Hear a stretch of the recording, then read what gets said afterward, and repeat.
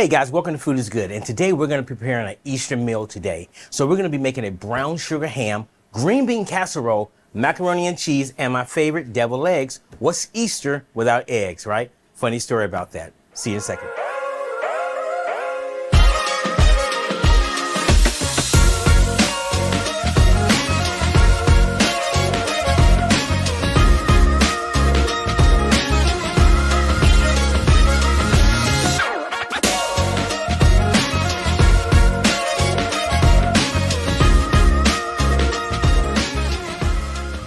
So guys, like I said earlier, we're going to be preparing an Easter ham. And in our house, an Easter ham consisted of brown sugar, honey, and a little orange flavoring to go with it. So let's get started. This particular ham right here is a fully cooked, and that's something you want to look for, a ham that says fully cooked and ready to eat. Now you can get a raw ham, but that's a whole different story, a whole different section. Not section, but that's a whole different story and a whole different episode. So what we're going to be doing today, we're going to be preparing this ham. And to do this ham right here, there's a couple of steps that I would say you would want to do. And the first step is scoring your ham. And the purpose of scoring the ham is that as that fat starts to rendle during the cooking process, it also keeps the meat nice and moist. So definitely you want to score that ham. So I'm going to show you how to do that. First, it always starts with a really sharp knife. So we're going to sharpen this knife really good. And then we're just going to take this ham, place it on our board right here. And to score your ham, really simple, just lines across it. Now you only want to cut about 1/4 of an inch into that meat, because if you cut too much, the skin is going to start coming off. So we're just going to score it.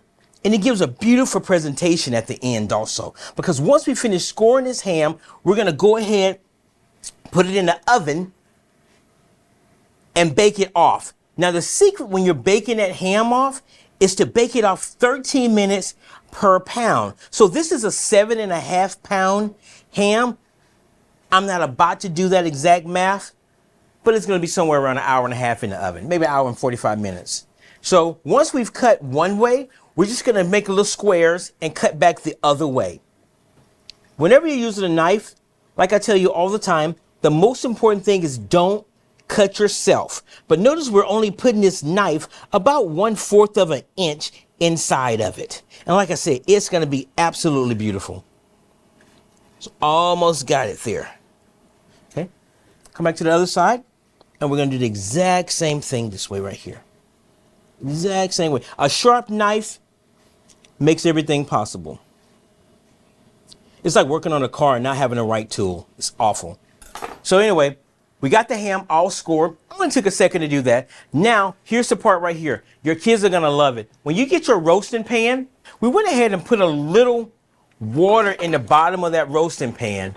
But with this roasting pan right here, we also went ahead and lined it with aluminum foil, so the cleanup's not that bad. But here's the deal. So line your roasting pan with foil. It makes the cleanup a lot easier. So what we've done, I've gone ahead and put about, in this pan right here, I went ahead and put about, I'm going to say this is probably about probably about 1/4 of water in the bottom of it. And the reason we did that is I'm going to take an orange right here, and we're going to slice off the orange. We're going to put some aromatics in our ham here. So I'm going to go ahead and slice off some oranges. And we're just going to put them right in the bottom of it. Because like I said, this ham is going to cook for about 1.5 hours. So put the water in there so it don't dry out. Put some aromatics in there so you'll have some flavoring inside the ham as it's cooked. So I'm going to go ahead and drop some cinnamon there. About 4 cinnamon sprigs, sticks, whatever you want to call it. I call them sticks. Put that in there. And here's the next thing. Guys, I can take the time and I can clove every little cross mark where I put where I cut the ham. I can put a clove in every little spot of it. That would only take me probably about 30 minutes. Not gonna do it. So what I am gonna do, I still want that clove flavoring. I'm gonna put a little clove in the bottom of my pan, so as it's cooking, that flavor there again is gonna get in there. So we're gonna take our ham that we've scored, our water that we've added some orange slices to, some cinnamon to, and some cloves to it. We're going to go ahead, cover it with foil, and we're going to put it in the oven and let it cook 1 hour and 45 minutes. So have some foil right here. And I'm just gonna take it and do this right here. Cover it really good. If you don't cover it, you're gonna end up burning it before it's cooked internally. And you want this ham, with the instant read thermometer, you want this ham to get around 135, 145 degrees. You're gonna pull it out, and then you're gonna put your glaze on top of it. You're gonna put it back in the oven, and every 15 minutes, you're gonna brush it with your glaze. Okay, guys, the ham is in the oven. Give it about 30 minutes, and your whole house is gonna thank you because it's gonna smell wonderful, especially that cinnamon, that citrus, and those cloves. What smells? It smells like Easter. It smells like Easter, Thanksgiving, Christmas, my birthday. Just pick a great holiday, you know? So anyway, with that said, guys, what we're gonna do right now, we're gonna start making the glaze. You can't have an Easter ham without a glaze on it. So we're gonna do a brown sugar, I call it brown sugar glaze, but it's really a brown sugar and honey glaze. So what that starts, we're gonna start off with a cup, actually 2 cups of brown sugar. 1, 2 brown sugar. We got that in there. 1/3 of a cup of honey, which 1/3 of a cup of honey, because the main ingredient is, I was going to measure it, but it's the same. 1/3 of a cup of honey. And then the orange that we didn't finish using right here, I'm just going to take it, squeeze a little citrus in it, right here. About 1/3 of a cup of oranges right here. It's a workout right here. It kind of reminds me of a little stress ball. We got it. So we got that there. And then what I'm going to do, I'm going to add a tablespoon of Dijon mustard. Right there. And then at this point, we're just going to stir it up. And if it's going to be a little thick, that's fine. And you want it to be a little thick. If it's runny, it's gonna run right to the bottom of your ham. But you kind of want to brush it on, lather it on. It's gonna be really good. So we got this sitting right here.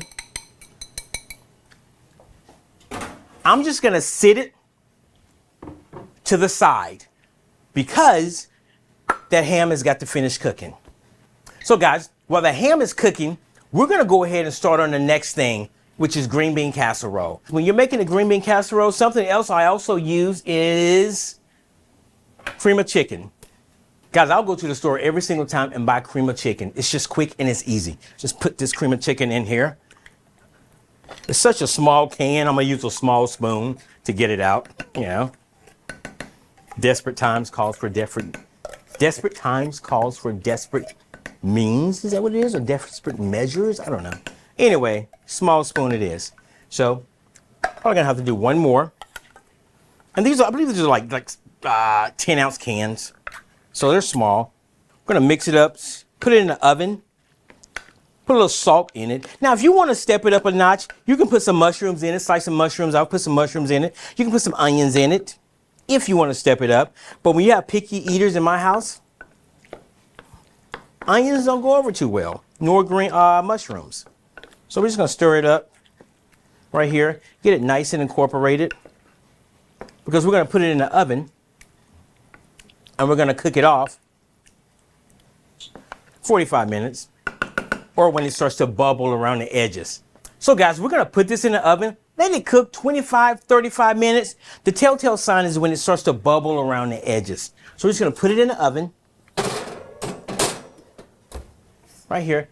Let it do its thing. Now, when that casserole comes out, we're gonna take it, there again, guys, it's another one of those things that I'm gonna get them straight from the store. Can I take some onions? Can I teach you guys how to get some onions? Take them home, slice them up, bread them up, fry them. We can do all that, maybe in another episode. But what we do is that we take some of these pre-cooked onions right here. You can find them in any grocery store. And we're just gonna top them on top of the casserole and put it in the oven another 5 or 6 minutes just to get it a little brown. Guys, so far we got the ham in the oven cooking and we're checking it Really no need to check it because it's going to take a good while to cook. Green bean casserole is doing its thing. Next thing we're going to do is macaroni and cheese. And I don't care if it's Easter or whatever holiday it is or any day it is. Any day is a good day for macaroni and cheese. So what we're going to do is we already have the water over there cooking. What you have to do is salt the water. You have to salt the water. Once that water's been salted, you're going to add a little pasta to it. That's 1 box of pasta, a 1 pound box of pasta. So we got that in there. There's a little bit hanging in here. Okay, so it doesn't want to join the party. It's fine. It can just sit there. So what we're going to do is stir this up. And how much water should you put in here when you're cooking pasta? You know, I can sit here and tell you you're going to put in, if you put in 1 box of pasta, you want to put in half a gallon of water. Bottom line is, your pasta is going to absorb water, and it depends on if you want that pasta al dente, if you want it soft.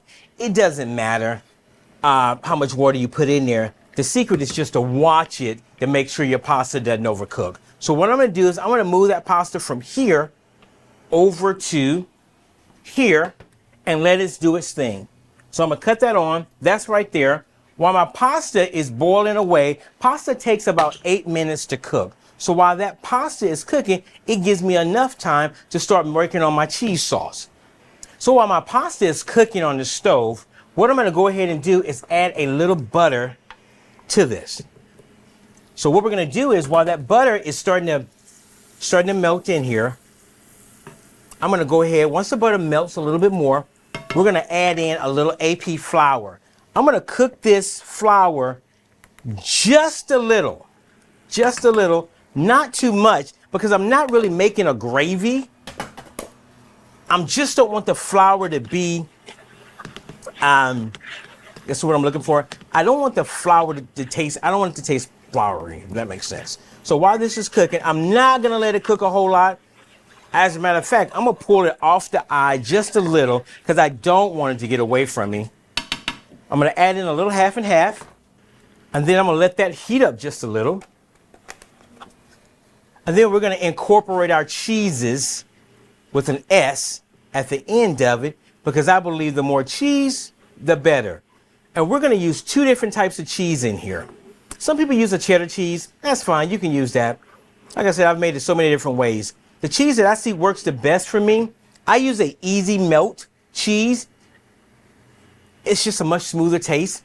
If you can't find a Land O'Lakes cheese or the brand I use a Casa Solana. If you can't find those brands right there, you can always pick up some Velveeta or something like that. It's not a bad brand. It's just not as good as the one I like to use. So let's try the spoon here.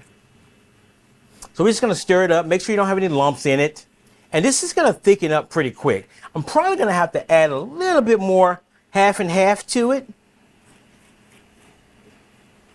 We're also going to add a little salt, pepper to it. So I'm going to add a little bit more half and half to it. Let this do its thing. And I'm going to start grating up some cheese. And that cheese is going to work as a thickener also. So it's going to thicken up a little bit more as I add the cheese to it also. So this is thickening up right here. Guys, I'm going to turn this heat down a little bit more. And I'm just going to grab my cheese. And I'm going to start grating up the cheese to go right inside my cream right here. Don't want it to burn. As a matter of fact, I'm going to turn it down a lot more, almost to a slight simmer. And now I'm going to start grating cheese. Look, smoked Gouda right here. It's really good. We're going to grate this cheese right in there. Only thing I'll say whenever you're using a box grater, to keep those fingers back. You definitely don't want that to end up in your sauce. It'd be hard to explain that. But it looks good, smells good too. So we're gonna add this to it. I think the cheesier the better. So we got our Gouda cheese in here. Got that in there. We're gonna add a little easy melt right here. There we go, it's looking good. So we're just gonna stir that up in there. Don't worry, I don't think you can put too much cheese in there. So I got a way to go. So let's speed it up just a little. Right here. All this cheese. Now, like I said, you could actually add a little cheddar cheese in here if you want to. It wouldn't hurt. Cheddar cheese is gonna be a little bit more pungent. This is gonna have a nice smooth taste, this cheese here. Just gonna put that in there. See what this looks like. It's definitely cheesy. Stirring this up right here. I would recommend, if you're doing this process on a stove like I am, use a non-stick skillet or a non-stick saucepan. I think you're gonna have a hot mess if you use a one that's not non-stick. The cleanup's gonna be a lot. Put in a non-stick, comes right out. So we're just gonna put this in there. Turn that heat up a little bit more. Normally I would use a whisk, but since you are using a non-stick saute pan or a skillet, you don't want to put a piece of metal in it and rub it around. So we're just gonna do that right there. It's coming along. I think we actually have enough cheese in there, so I'm gonna put this extra cheese back in here. Now, there's several different type of macaronis you can make, or type of, we're gonna put that back in there. So we're gonna put this back in here. There's several different types of cheese sauce that you can make. This one right here, like I said, seems to be the best way. Right here, you can add a little egg to your pasta. You can make it a baked macaroni. You can make it a macaroni casserole. But what we're gonna do today, just because I want the star of the plate to be the ham, we're just gonna make a really nice macaroni right here, or a really nice, I keep saying macaroni because people know it as macaroni, but I'm gonna make a really nice cheese pastas. How does that sound? So I'm gonna make a really nice macaroni and cheese right here. So guys, the ham's been in the oven. It's cooked about 1 hour and 15 minutes. We're gonna use the next 30 minutes or so basting it. So every 15 minutes, you wanna pull it out and baste it. All right, ham's looking good. So we're just gonna get down here and we're just gonna baste it. And if it's a little thick, it's fine because it's gonna melt and get all in those little cracks and crevices and all that. So we're gonna put this in there. Right here. Man, this ham smells really good, guys. So we're gonna do this, get all on it, all on it. Well, actually, just get on the side parts you're gonna eat. So, yeah, which is all of it. So we're gonna get right up in here. Okay, yep. Okay, so yeah, so we're gonna put it in there. And we're gonna let it cook 15 more minutes. And then we're gonna come back and repeat that cycle about 3 times, or twice, or at least one more time. So guys, that's it. Okay guys, so now the pasta's finished boiling. We went ahead and took it and drained it. We didn't rinse it, but I drained it, added it to our cheese sauce over here. So our cheese sauce is cooking. I put this pasta in there, stir it up, and it's smelling good. Like I said, you don't have to salt it too much because your pasta's already gonna have cheese sauce on it. And I'm gonna take a little bit more of this Gouda right here, and I'm just gonna cut it up and put bits and pieces of the Gouda actually in the cheese. So when you bite down on it, maybe bite down on a little piece of cheese. I don't think anybody's gonna get upset about that. So we do that. And I'm just gonna add it in here. Add a little of that in there. Stir it up. And what I'm gonna let it do is, I'm gonna let it simmer a little bit more so that cheese can melt. But if I'm gonna do that, I probably need to add a little bit more half and half to it because it is getting a little thick. So I'm gonna add a little bit more half and half to it. Right here. And we're just gonna take this and we're gonna sit it over there.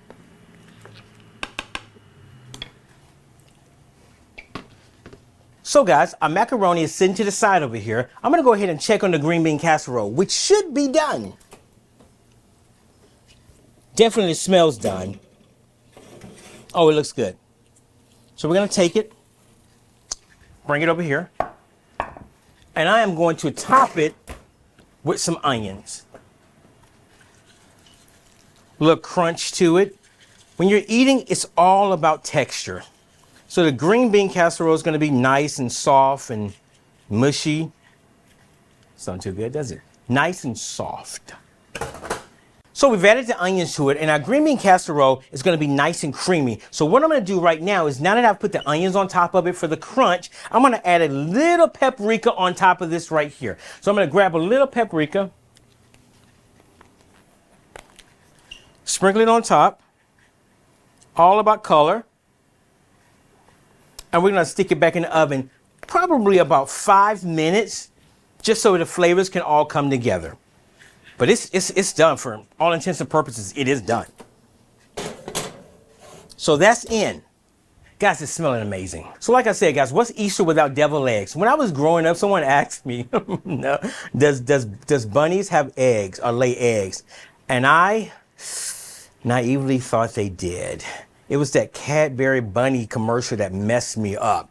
They really don't have eggs, you know. Only chickens lay eggs, not mammals, right? So anyway, we have our eggs right here. We went ahead and took them, split them in half, pulled the yolk out of some of them. Guys, this has to be so simple. So we just take the eggs, boil the eggs. There's no secret. I've tried a lot of different things. People say if you boil your eggs and you put a little vinegar in it or put a little salt in it, it works out. What I find that works, take your eggs, put it in the cold water, let the eggs come to a boil, roughly right around 8 minutes, cut it off, cover it, and leave it alone. Give it some time, go back, take it out, run the eggs under cold water, and the shell should come right off. Once you've done that, peel the eggs, and this is what you're gonna have. Perfect eggs.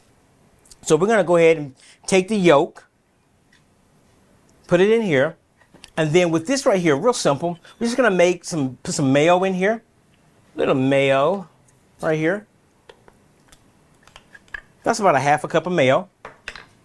Little pickle relish right here. We're gonna add some pickle relish to it. Can't have enough spoons in the kitchen, I'll tell you that much.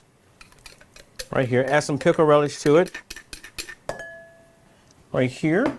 And then what we're gonna do is, we're just gonna go ahead and mash these up. Mash it up really good. I'm gonna add a little sugar to it. A little sugar. A little salt. And some cracked black pepper. I'm gonna stir these up. And as a matter of fact, guys, I'm gonna go ahead and get my masher because that's not working the way I want it to. So I'm just gonna mash this up. And we're mashing it up because this is what we're actually gonna put back inside of the eggs. So now that we've got it mashed up and it has almost a yellowish tint to it, I'm gonna add a little mustard to it. Just a little to it. Stir that up a little bit more. We'll use our masher and mash it up. Put that to the side. Now what we're gonna do is we're gonna pipe this in the bag. Do you need a piping bag? You don't really need a piping bag. You can use a spoon and kind of spoon them in there, but I believe this is prettier. And when you're using a piping bag, you want to fold this thing down. This is a little bag we bought from the store, right here. And we're going to take a spoon, and we're just going to spoon our mixture in here. If you have kids, this is the part they would love. And then what we're going to do is we're going to pipe it in the eggs.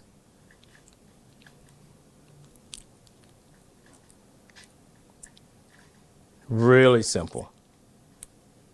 Even though you may have some big pieces of pickles in there, still works. So we're going to add a little paprika to it. Whenever I would go over anybody's house and I seen deviled eggs, they always have paprika on top of it. So we're gonna take these, put them back in the cooler and let them cool. We'll be back, guys. We'll start plating. So guys, we've already pulled the ham out the oven. We've let it rest. When you're cutting the ham, you want to cut along the side of the bone. Something else that's really good about using this kind of ham right here, once versus a spiral ham, when you're finishing with this ham right here, you can take that bone, and that bone is going to be really good in stock or beans or greens or something like that.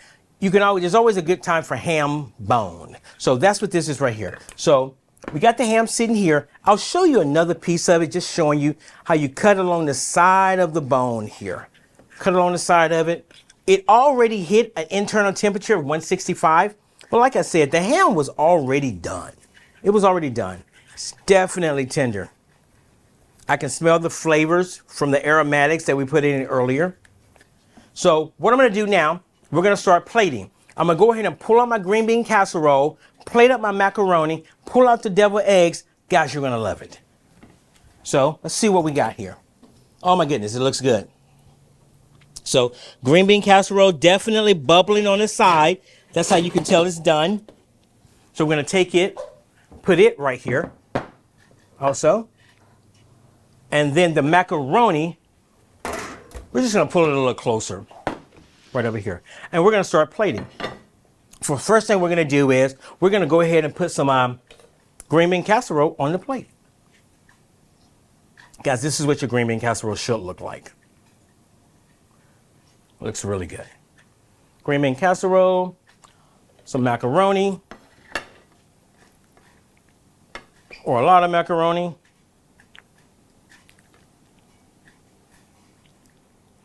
This is one of those meals when you finish eating, you're ready to go sit back and watch something. Watch the game, watch something on television, or go wash dishes. Just saying. So what we're going to do right now, I'm going to go ahead and put a little ham across it. So let's get this, the end pieces, guys, really good.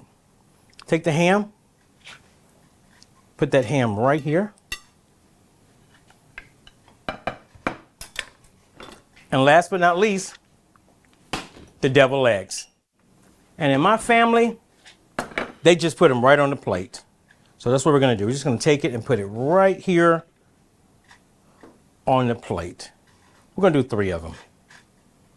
So there we are, guys. We have macaroni and cheese, green bean casserole, ham, and deviled eggs. This smells amazing. Let's see what it tastes like. Oh, God. That is some cheesy macaroni. Great. Guys, thank you so much for watching us this week on Food is Good. And remember, food is good, God is great, and every day is a blessing. See you next week.